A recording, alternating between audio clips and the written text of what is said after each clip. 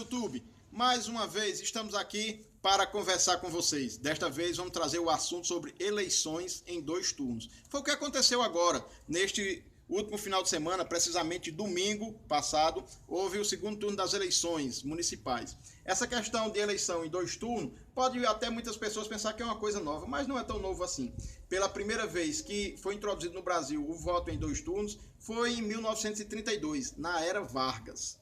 Você sabe que a era Vargas teve início em 1930, se estendeu a primeira fase até 1945. E de 32 até 37 teve essa possibilidade do segundo turno. Só que naquela época era para votos do Legislativo, para as Assembleias Legislativas dos Estados e para a Câmara Federal.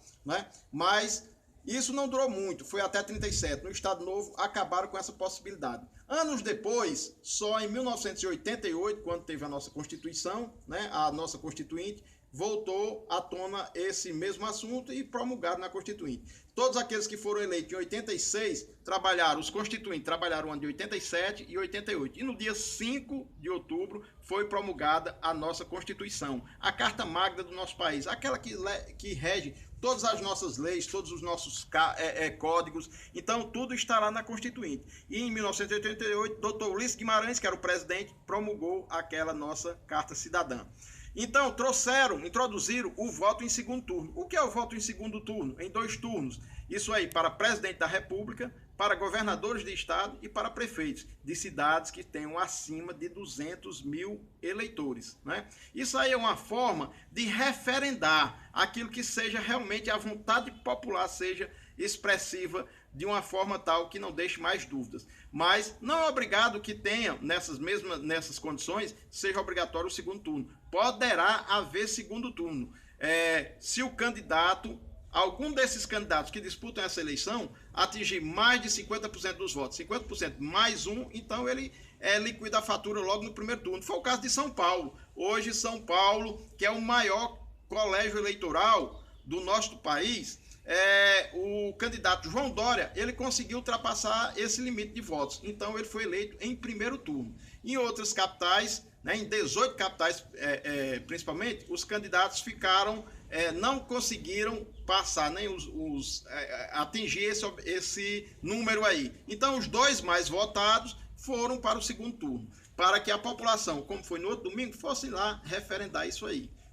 De todos os candidatos que disputaram o segundo turno, das 18 capitais, normalmente o candidato, quando vão os dois que vão para o segundo turno, sempre o primeiro, normalmente ele consegue reafirmar que dali, e geralmente há sim o referendo da população. Mas neste ano houve uma surpresa, houve uma reviravolta, que é muito difícil de acontecer, mas aconteceu lá em Belo Horizonte, a capital do estado de Minas Gerais, onde os dois candidatos que foi o João Leite, passou no primeiro turno em primeiro lugar, e o Alexandre Calil passou em segundo lugar. Mas no segundo turno houve uma virada, e o Alexandre Calil acabou vencendo as eleições. Então, é isso aí, o segundo turno é essa possibilidade, para que a população possa sim dar o seu referendo. E isso aí vai ser discutido na reforma política. Nós estamos aí à beira de uma reforma política. Muitos políticos dizem que a mãe de todas as reformas é a reforma política, e tem muitos temas importantes, muitos temas abrangentes que nós vamos discutir aqui. E eu espero que você também paute, você tire alguma dúvida, pergunte, sugira, porque nós vamos discutir esses temas, tá entendendo? Não só a questão do segundo turno, mas outras coisas. Porque tem algumas pessoas, alguns deputados, que são contra o segundo turno, querem que acabe o segundo turno, não tem mais segundo turno. Outros querem que amplie essa questão do segundo turno. Por exemplo, se nós temos hoje segundo turno em cidades de mais de 200 mil eleitores, se reduzir isso aí para 100 mil eleitores, com certeza, maior número de cidades vai sim ter o segundo turno. Então, são questões muito importantes que nós podemos discutir. Também nessas últimas eleições, depois desse segundo turno aí, se desenhou, costuma-se assim, aqui no Brasil assim, termina a eleição, já estão pensando na outra. E a próxima eleição é em 2018, eleições presidenciais. Alguns partidos saíram fortalecidos, outros partidos naufragaram, se acabaram mesmo, pode-se dizer isso aí, como por exemplo o Partido dos Trabalhadores teve uma derrota grandiosa mesmo, então perdeu muitas capitais.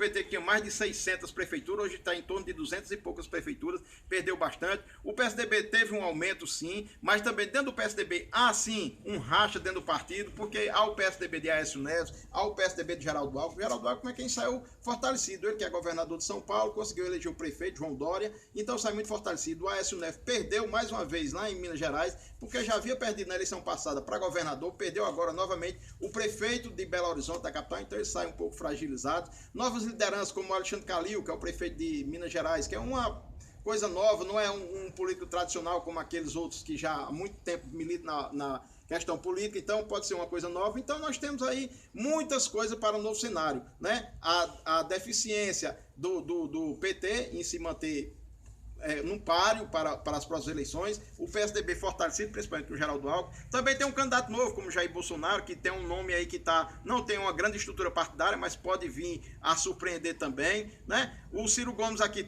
saiu fortalecido, aqui no Ceará, no Nordeste, porque ele conseguiu ganhar Fortaleza. Como eu digo, aqui no Ceará, duas cidades tiveram essa possibilidade do segundo turno, Fortaleza e Caucaia, né? Porque as outras não atingem esses 200 mil eleitores.